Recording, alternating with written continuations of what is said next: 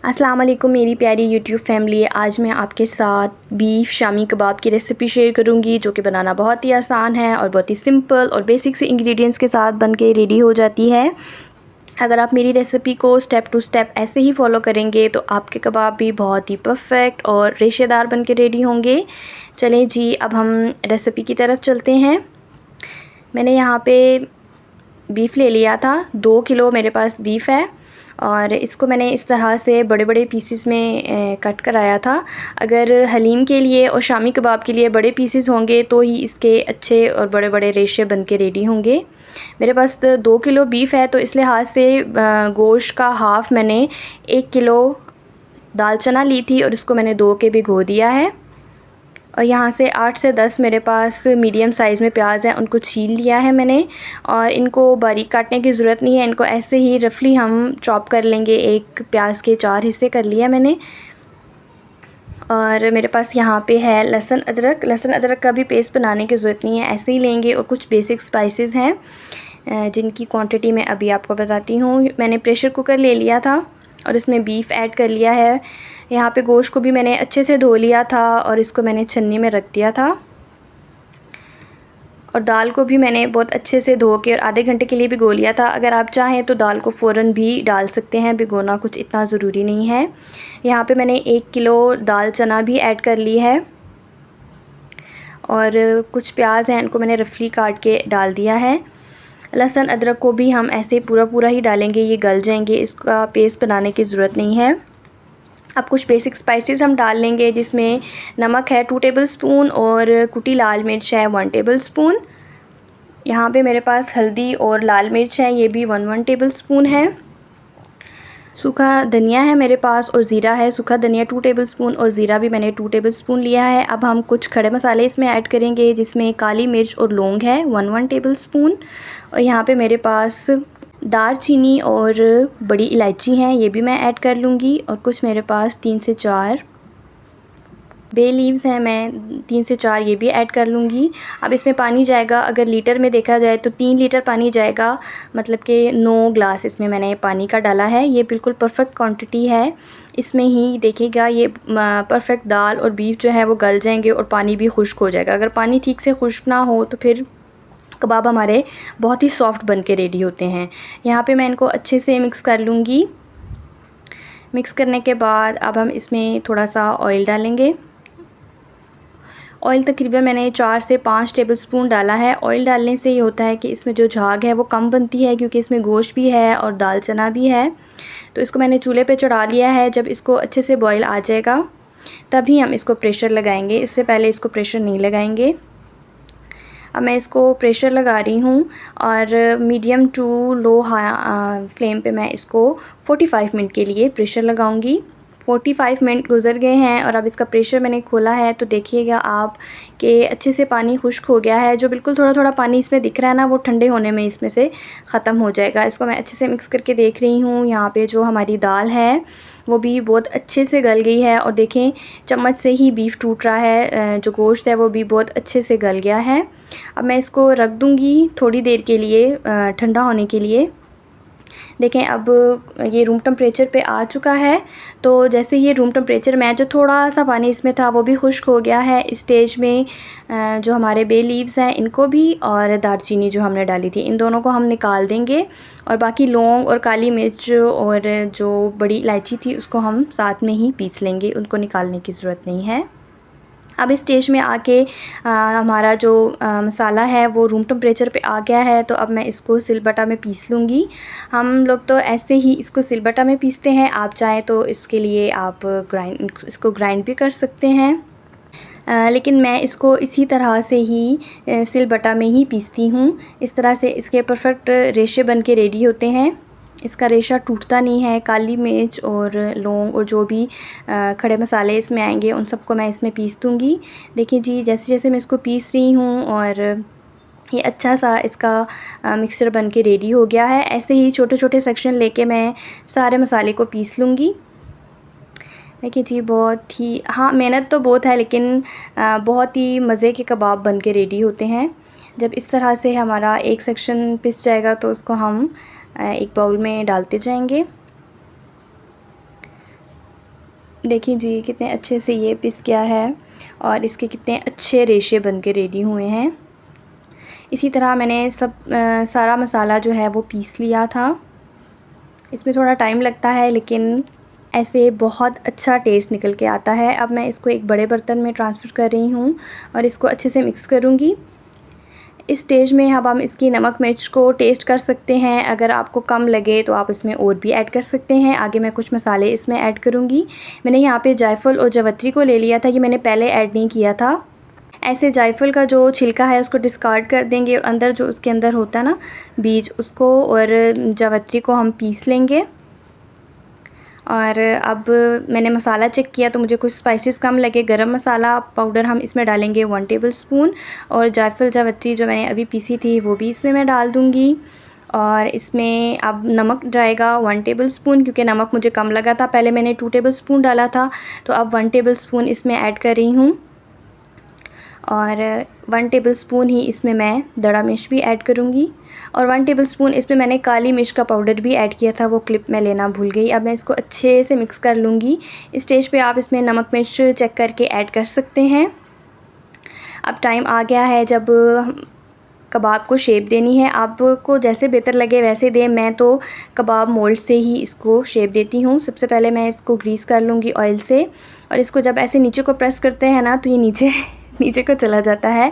तो इस पे हम मसाला रख के इसको अच्छे से जब प्रेस करते हैं ना, इस तरह से जब इसको मैं प्रेस करूँगी तो हमारा कबाब बहुत ही परफेक्ट सा बन के रेडी हो जाता है। इस तरह मोल्ड से जो है ना सारे कबाब एक ही साइज़ के एक जैसे बन के रेडी होते हैं, तो वो देखने में भी अच्छे लगते हैं।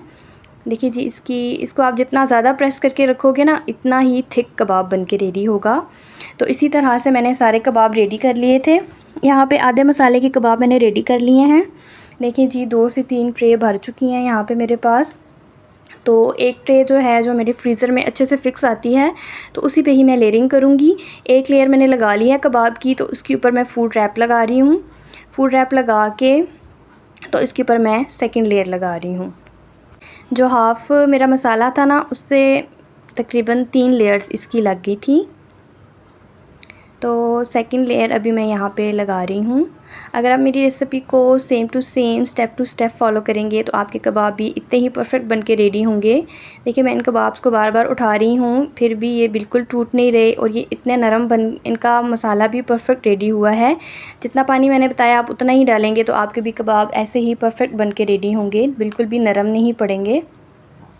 अब थर्ड लेयर मैं इस पे लगा रही हूँ। अब क्योंकि मैंने फूड रैप लगा दिया है तो थर्ड लेयर के बाद इसको मैं फ्रीज़र में रख दूँगी और बाकी के कबाब बना लूँगी। थर्ड लेयर के ऊपर मैंने फूड रैप लगा रही हूँ और अब मैं इसको फ्रीज़र में रख दूँगी। देखें इतनी देर में जितनी देर मैंने और कबाब रेडी किए बाकी मसाले के, इतनी देर में मैंने इनको फ्रीज़र पे रखा था और बाकी भी 5 to 6 लेयर्स मैंने इस पे लगा ली हैं और सारे ही कबाब बन के रेडी हो गए हैं। आप मुझे बताइएगा कि आपके अंदाज़े में ये कितने कबाब बन के रेडी हुए हैं। ओवरनाइट इनको फ्रीज़ करने के बाद ये कुछ इस तरह से फ्रीज़ हो चुके हैं। ये देखिए माशाल्लाह ये बहुत अच्छे से नाश्ते में हमने कुछ खा लिए थे। 5th लेयर जो है इसमें से हमने कुछ खा लिए थे। तो अब हम इनको एक एयर टाइट कंटेनर में रख लेंगे। यहाँ पे मैंने एक बॉक्स ले लिया। सबसे पहले नीचे एक लेयर लगाऊंगी और देखिए यहाँ पे हमारे सारे कबाब बहुत अच्छे से फ्रीज़ हो गए हैं और इनको हम इस तरह से ना गैप देते हुए रख लेंगे। गैप देने से ये होता है कि जब ये दोबारा से जब फ्रीज़ हो जाएंगे ना तो इनको अलग करना बहुत आसान होता है। यहाँ पे सभी कबाब मैंने एक बॉक्स फुल कर लिया था और अभी ये थर्ड लेयर है, लास्ट थर्ड लेयर है। इसके बाद अभी ये सेकंड लेयर है और अभी मैं दूसरा बॉक्स भी ऐसे ही फिल कर लूँगी। अगर आपको मेरी रेसिपी पसंद आए तो प्लीज़ डू सब्सक्राइब। कबाब अगर बन के रेडी हों तो जब गेस्ट आते हैं ना, अगर वो चाय पे भी आ जाते हैं तो भी बहुत आसानी हो जाती है। अगर वो खाने पे आते हैं तो भी आपके पास कबाब रेडी होते हैं तो आप जल्दी से उनको सर्व कर सकते हैं। मुझे बताइएगा कि आप भी इसी तरह से शामी कबाब बना के फ्रीज़ करती हैं। देखिए जी हमारे दोनों बॉक्सेस रेडी हो चुके हैं और इन दोनों बॉक्सेस को अब मैं फ्रीज़र में रख दूँगी और जब हम चाहेंगे खाने के साथ, डिनर में, नाश्ते में या चाय के साथ तो हम इनको फ्राई कर लेंगे। देखिए जी, अब ये नेक्स्ट डे है और ये इस बॉक्स में भी अच्छे से फ्रीज़ हो चुके हैं। देखिए इनको अगर मैंने ना एक दूसरे के ऊपर रखती ना तो इस वक्त इनको उखेड़ना मुश्किल हो जाता। अब आप देखें कि ये कितनी आसानी से अलग हो रहे हैं। मैंने यहाँ पे एक अंडा ले लिया था और उसको अच्छे से यहाँ पे मैं बीट कर लूँगी, क्योंकि हमने कबाब के ऊपर अंडे की लेयरिंग करनी है। तो कबाब जो है वो शैलो फ्राई होते हैं, शामी कबाब जो हैं वो हमेशा शैलो फ्राई ही होते हैं। आप चाहें तो उसको पैन में भी बना सकते हैं, लेकिन मैं तो इनको तवे में बनाना पसंद करती हूँ और घी में। ऑयल से ज़्यादा घी में ये ज़्यादा अच्छे बन के रेडी होते हैं। तो ऐसे ही मैं कबाब को कोट करती जाऊँगी, एग कोट करती जाऊँगी और इनको तवे पर रखती जाऊँगी इस तरह से। ये मैं टी टाइम के लिए बना रही थी यहाँ पे। सभी कबाब्स को देखें, अगर कबाब इस तरह से फ्रीज़ होते हैं ना तो उन पे अंडा लगाना भी बहुत आसान हो जाता है। बस थोड़ी देर के बाद मीडियम आंच पे अब मैं इनको फ्राई कर रही हूँ। थोड़ी देर के बाद अब मैं इनको टर्न कर लूँगी और दोनों साइडों से इसी तरह से हम इनको अच्छे से कुक कर लेंगे। अगर आप मेरी रेसिपी को स्टेप टू स्टेप फॉलो करेंगे तो आपके कबाब भी ऐसे ही परफेक्ट से बन के रेडी होंगे। जब ये दोनों साइडों से अच्छे से पक जाएंगे, इनको थोड़ी देर बाद टर्न करते रहेंगे। देखेंगे अच्छे सा इनको कलर आ चुका है। जब कबाब को अच्छे से कलर आ जाएगा तो इनको मैं तवे के साइड पे कर दूंगी। साइड पे भी तवा गरम होता है और साइड पे करने से ये होता है कि जितना भी एक्सेसिव इसमें घी होता है वो भी निकल जाता है इसमें से। और ऐसे तो ये कबाब सॉफ़्ट होते हैं, तो साइड पे ऐसे थोड़ी देर पकाने से ये क्रिस्पी हो जाएंगे थोड़े। तो थोड़ी देर के लिए मैं इनको 2 से 3 मिनट के लिए तवे की साइड पर रख के इनको कुक कर लूँगी। ऐसे देखें सारा एक्सेसिव घी जो है इनमें से निकल गया है और ये बहुत परफेक्ट से बन के रेडी हो गए हैं। अब मैं इनको पेपर टाल में निकाल लूँगी। अगर आपको मेरी रेसिपी पसंद आई है तो प्लीज़ वीडियो को लाइक कीजिए, चैनल को सब्सक्राइब कीजिए और बहुत अच्छा सा कमेंट करके बताइए कि आपको मेरी रेसिपीज़ कैसी लगती हैं। यहाँ पे कबाब बिल्कुल रेडी हो गए हैं सर्व करने के लिए। मैंने इनको केचप और मायोनीज़ के साथ और सलाद और लीमू के साथ सर्व किया है। आपको जैसे पसंद हो आप इनको सर्व कर सकते हैं। देखिए जी, हमारे कबाब बहुत ही अच्छे और मज़ेदार बन के रेडी हुए हैं। अगर आप मेरी रेसिपी को स्टेप टू स्टेप फॉलो करेंगे तो आपके कबाब भी ऐसे ही रेशेदार और मज़ेदार बन के रेडी होंगे। देखिए जी, अगर आप मेरे चैनल पे न्यू हैं तो प्लीज़ चैनल को सब्सक्राइब कीजिए। यही कबाब यूज़ करते हुए मैंने बन कबाब की रेसिपी भी अपने चैनल पे अपलोड की है। आप ज़रूर वॉच कीजिएगा और मुझे ज़रूर बताइएगा कि आपको मेरी रेसिपीज़ कैसी लगती हैं। मेरी रेसिपीज़ को, मेरी वीडियोस को अपनी फ्रेंड्स और फैमिली में ज़रूर शेयर कीजिएगा और कमेंट सेक्शन में मुझे ज़रूर बताइएगा कि आपके कबाब कैसे बन के रेडी हुए हैं। और अगर आप चैनल पे न्यू हैं तो मेरे चैनल को सब्सक्राइब कीजिए। दुआओं में याद रखिएगा। अल्लाह हाफ़िज़।